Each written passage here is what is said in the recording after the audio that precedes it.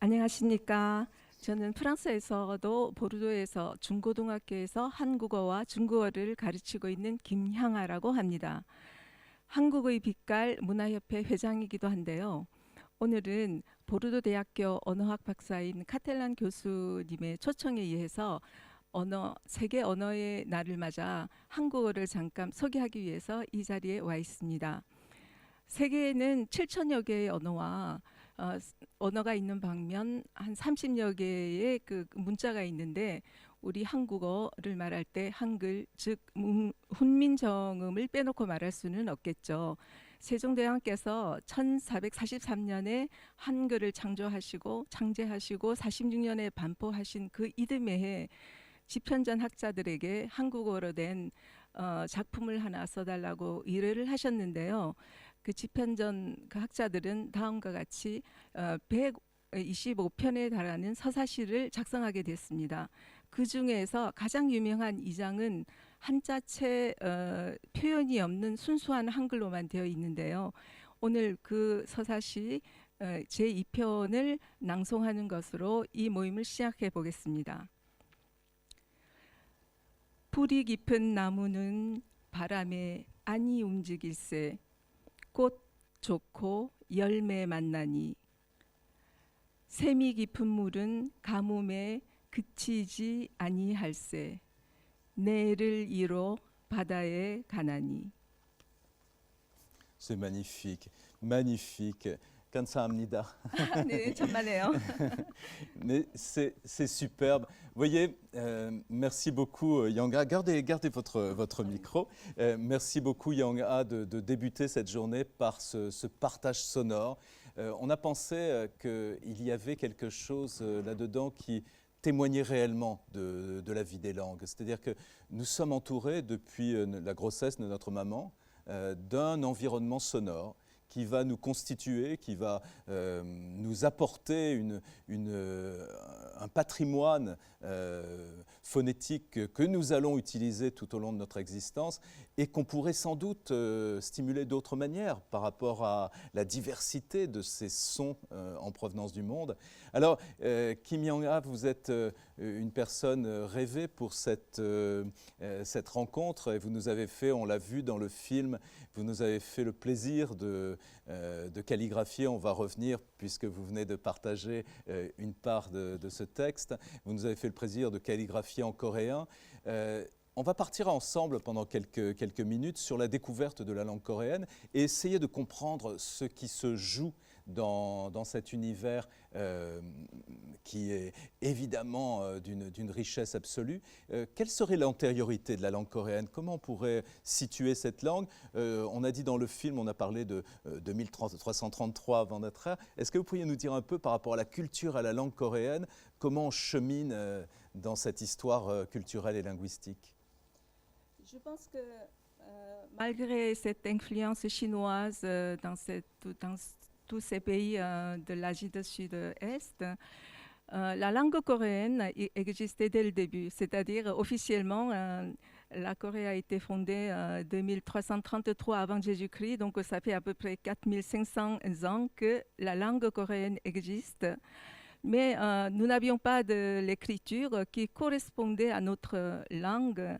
Donc, qu'est-ce qu'on faisait? Il y avait des lettrés qui avaient passé donc, le concours de fonctionnaires qui excellaient donc, la classique chinoise. Donc, les fonctionnaires coréens connaissaient parfaitement la classique chinoise. Ils savaient lire et écrire.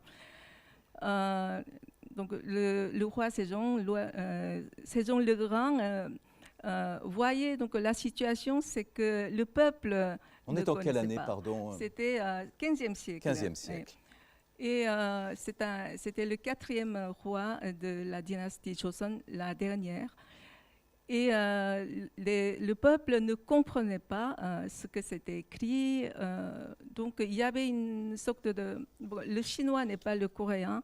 Donc il y avait une sorte de discorde. Alors lui, il a pris donc, pitié.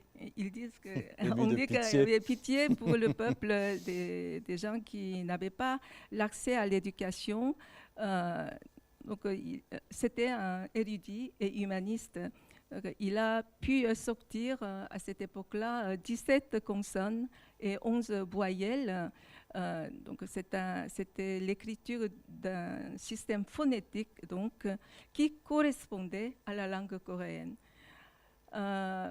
L'écriture coréenne donc, a été inventée mi-15e siècle, mais il y avait beaucoup de périples, il y avait un certain dédain par rapport à l'écriture chinoise, etc. Mais en tout cas, elle a survécu jusqu'à nos jours. Mais jusqu'à ce que je quitte la Corée il y a une trentaine d'années, je n'ai jamais imaginé que je puisse enseigner le coréen un jour, parce que personne ne voulait apprendre la langue coréenne. La Corée a bien changé en 30 ans. Là, en 30 ans, la situation a beaucoup changé. Et pour ainsi dire que je ne fais que ça maintenant. Le caractère péjoratif de cette écriture dans ses origines était lié bien sûr à la comparaison avec le chinois. Il y avait une expression qu'on retrouve assez souvent, écriture d'une matinée. Donc le fait qu'elle était trop facile finalement à apprendre. Donc il disait que dans son préface, il dit que c'est une écriture tellement facile qu'un roturier pourrait apprendre en une demi-journée. En une demi-journée. Oui. Et vous le confirmez avec vos élèves? Vous avez l'impression qu'en une demi-journée, ils maîtrisent? Il disait par là qu'on pouvait comprendre le système en demi-journée. Ça, c'est tout à fait vrai. Mais pour assimiler tous ces alphabets coréens qu'on appelle Hangul, il faudrait, avec mon expérience, un trimestre quand même. Un trimestre, bon, c'est un peu plus qu'une matinée, mais finalement, c'est pas tant que ça quand on regarde le chinois, et on en parlera tout à l'heure. Donc ce n'est pas l'écriture qui fait plus de difficultés en langue coréenne. C'est cela. Oui. Alors, on a dans la vidéo un moment, c'est ce texte, premier texte que vous avez calligraphié et que vous avez dit. On est sur un texte qui raconte quoi, Yang-ah? C'est un texte deuxième. Ce que j'ai. C'est le deuxième chapitre parmi 105 poésies épiques. Et cette poésie a été confiée au lettré de la cour par le roi Sejong. Et quand on lit, il y a vraiment beaucoup d'expressions encore sino-coréennes. Donc sans savoir l'histoire, sans savoir les caractères chinois, même si c'est écrit en coréen, c'est très difficile de comprendre.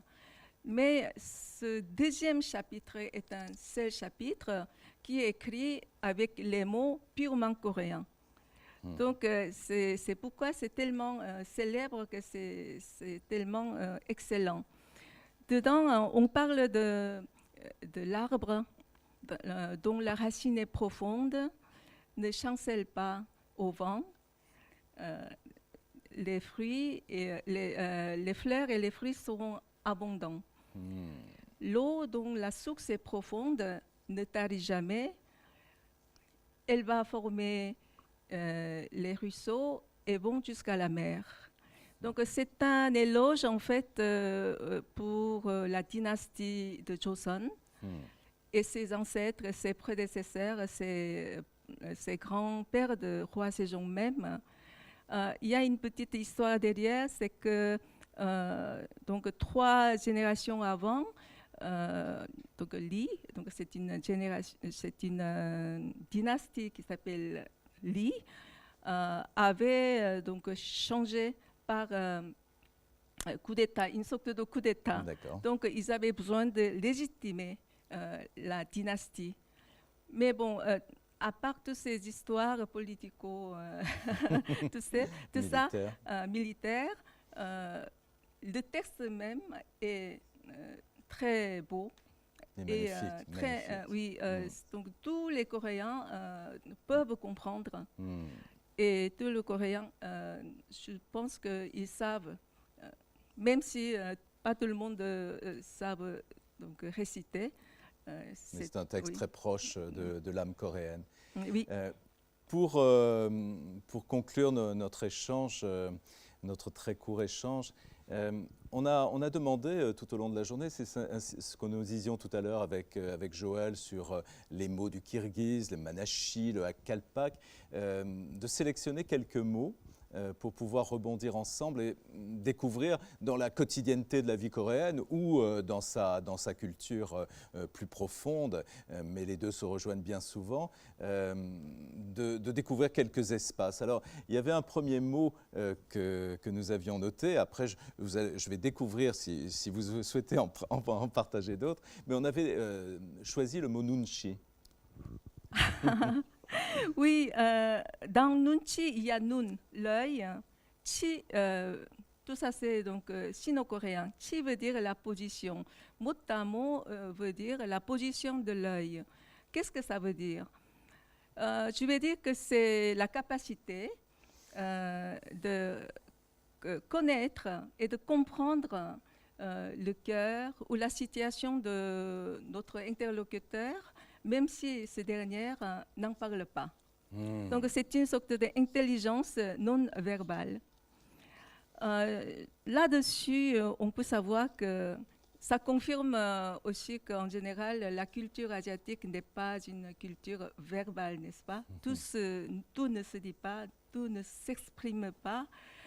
Et donc, ça exprime parfaitement donc, le caractéristique des Coréens qui savent, qui veulent comprendre et connaître la réaction et la pensée de notre interlocuteur.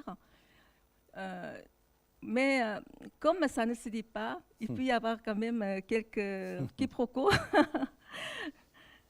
Superbe. Je vous avais apporté, je ne sais pas si vous les utilisez dans vos cours, des cartes de coréen.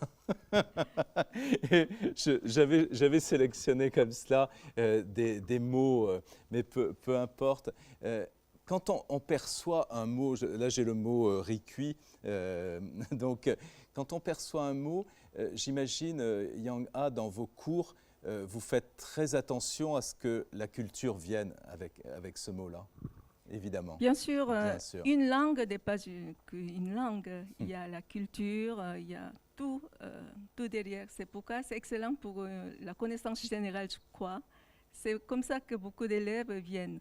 Donc, quand on voit ce mot pap, qui veut dire riz, mais riz cuit. Le riz cuit. C'est une culture de riziculture. C'est-à-dire que le riz qui est dans le champ, qui est dans le supermarché et qui est dans d'autres tables s'appellent tous différemment. Ça. Donc ce pap est le riz cuit qu'on mange, mais riz qu'on boit au supermarché, ça s'appelle sal, et le riz qui est dans le champ s'appelle pyo. Donc c'est complètement différent. Je pense qu'en chinois c'est pareil. C'est pareil. Donc dans notre culture, c'est à peu près ça. Oui. Un immense merci, Yang-Ah, de ces beaux partages. On ne peut que espérer que les dialogues du 21 s'enrichissent du nunchi et de bien d'autres concepts, car ils y ont toute leur place. Et en tout cas, merci beaucoup de cette présence aujourd'hui. C'est moi, je vous remercie de m'avoir invité et de m'avoir donné cette occasion de parler un peu de la langue coréenne, qui est encore une langue assez rare, je pense. Donc, dans l'écoute qu'on en a. Merci beaucoup. Merci Yang-Ah.